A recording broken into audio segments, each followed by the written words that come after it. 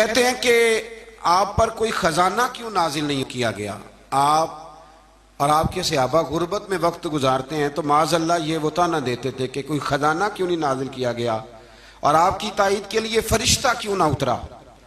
آپ اس پر تنگ دل نہ ہوں، آپ کا کام تو صرف لوگوں کو عذاب الہی سے ڈرانا ہے۔ اس صورت میں بھی قرآن کریم کے کلام الہی ہونے کا انکار کرنے والے کو چیلنج دیا گیا ہے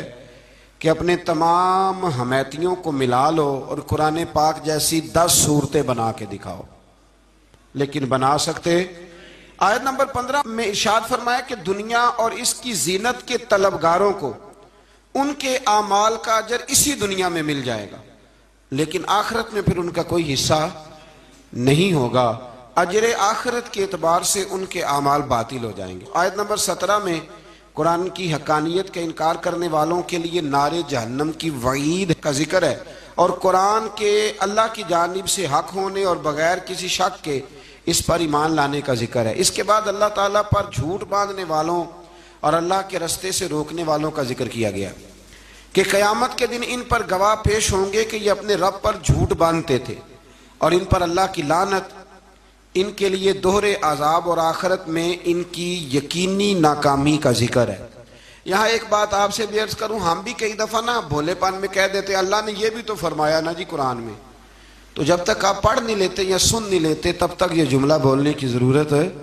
اسی طرح نبی پاک علیہ السلام نے فرمایا جس نے مجھ پر جھوٹ باندھا، جھوٹی حدیث بیان کی، وہ میں نے کہا ہی نہیں تھا پر اس نے جھوٹی حدیث بیان کی، تو حضور فرماتے اس نے حدیث نہیں سنائی بلکہ اپنا جہنم کے اندر مکان بنا لیا ہے۔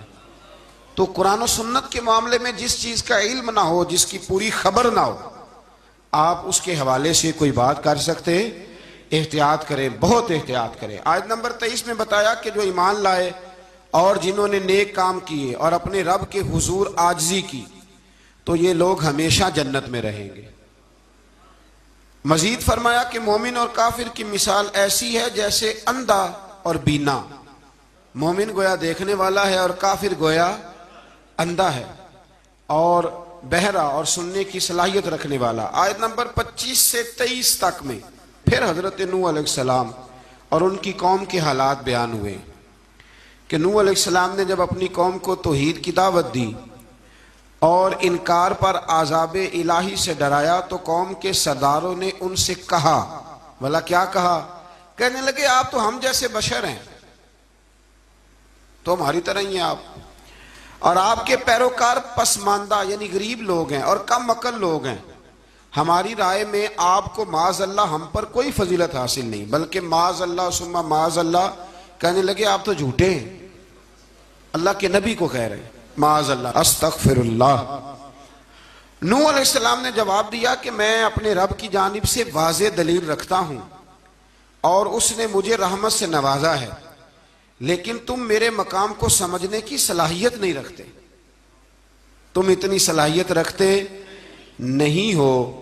اور پھر ارشاد فرمایا کہ میں تم سے دعوت حق کے صلے میں کسی اجر کا طلبگار نہیں ہوں اور نہ ہی میں اہل ایمان کو اپنے پاس سے دھتکارنے والا ہوں، اور میں نے یہ دعویٰ بھی نہیں کیا کہ میرے پاس اللہ کے خزانے ہیں،